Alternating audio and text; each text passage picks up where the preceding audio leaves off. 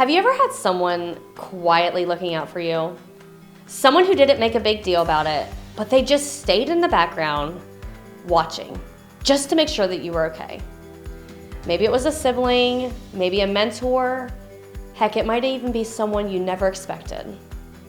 See, there was a season in my life when the person watching out for me wasn't a close family member or a close friend. It was actually my probation officer. See, she wasn't part of my daily life at that time, but she was still there paying attention. And when I found myself in a situation where I could have gone down the wrong path and ruined my life, she stepped in and helped to redirect that. See, in Exodus 2, we see someone doing something very similar to what my probation officer did. Now, there was a woman from the tribe of Levi who had just gave birth to a baby boy.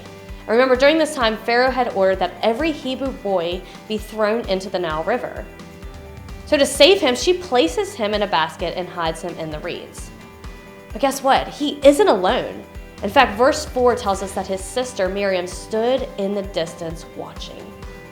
See, she couldn't change Pharaoh's mind. She couldn't bring her brother home, but she could stay close. And she did. And at the right moment, Pharaoh's daughter comes to the river, sees the basket, hears the baby cry, and her heart is moved.